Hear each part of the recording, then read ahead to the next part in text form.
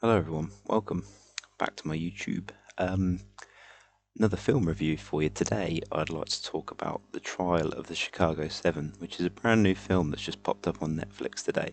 It was originally intended for a cinema release, but as everything's awful at the moment, they've sold it to Netflix, and I think it's still getting a limited release, but I think that's a good move. Um, it is written and directed by the great Aaron Sorkin, which I didn't really hear anything about this film leading up to it. I just saw it on Netflix this morning, saw a couple of things on Twitter about it, and I saw Aaron Sorkin's name, and I was like, I'm in because he's great. He's Oscar-winning screenwriter who made the jump to writing and directing with Molly's Game in 2017. But I mean, he won the Oscar for writing, I believe, for writing the screenplay for The Social Network, and he started. I think he started his screenwriting with films with A Few Good Men in 1992, which is similar to this as a courtroom drama, but obviously a different setting. And yeah, I mean, this is one of those films where the first of all, I'm going to say I thought it was great. I really, really liked it. So if you have any interest in it, just go and watch it now and come back and watch the rest of this later. I don't mind. I'll wait and just see if you agree with what I say.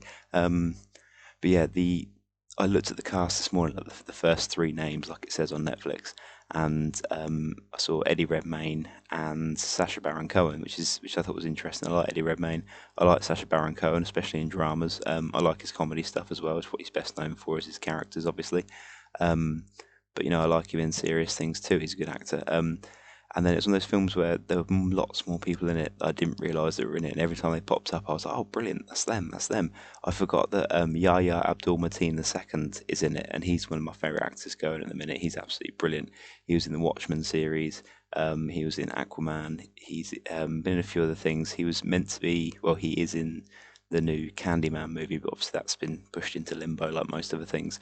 But he's a really, really good actor, and he's got the best name ever, Yahya Abdul-Mateen II. It's a fantastic name. I wish I had a cool name like that. Um, but yeah, and I forgot he was in it, even though I saw his name this morning. And then when he popped up, I was like, brilliant, and he is great in it. Again, my favorite thing about this film is the performances. Like, I think everyone in it is really, really good.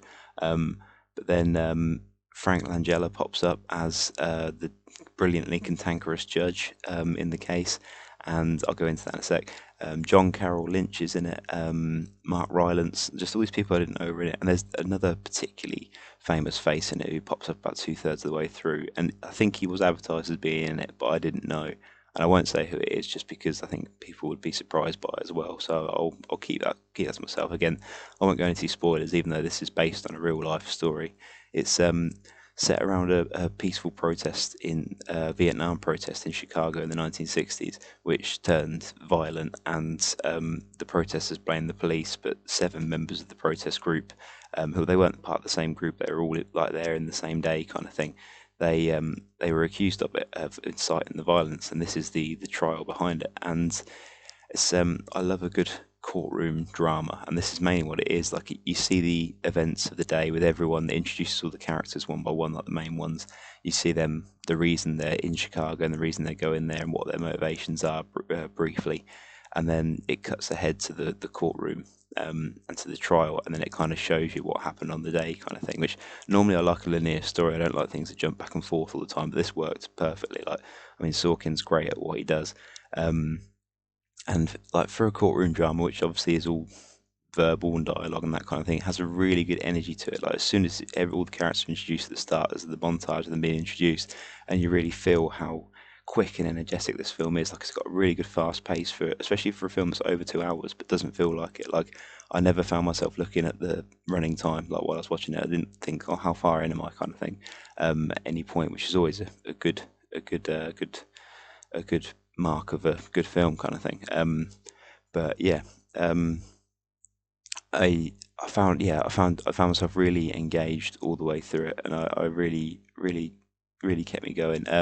It's not completely fully dramatic. Like, there's a few bits that are quite funny, like Sacha Baron Cohen's character, even though it's a dramatic role, is quite funny as well. And a few of the others are, and it's just really, really well put together. And I really enjoyed it. I would recommend it. Like I say, I love a good courtroom drama. Like I say, Aaron Sorkin wrote A Few Good Men and The Social Network, which are both kind of legal based dramas and that kind of thing. And yeah, I think it's great. I think probably one of my favorite films this year. And I know this year's just an absolute mess in terms of most things. Like, I would love to have seen this film at the cinema. I probably would have enjoyed it even more if I had. But I mean, it works well to watch on Netflix because you can just take your time with it and get absorbed into it, and just kind of, you don't have to have any distractions around you. That's the one benefit of watching things streaming at home. So I mean, I think this might even do better on Netflix than it would have done in the cinema. So, but but yeah, I really enjoyed it. I'd recommend it if you like that sort of thing. If you like legal dramas and courtroom dramas, great. Even if you don't, I feel like this has got enough of a fast pace and a good story and a good energy to it, more so than anything, and really engaging performances as well. So yeah, I really, really highly recommend it. Check it out. If you've already watched it and you like it, please leave a comment. Let me know what you think. And as always, please leave a like, subscribe, hit the bell. I think that's the thing you have to say on YouTube. I don't know. But yeah, if you like the video, let me know. Thank you very much. See you next time.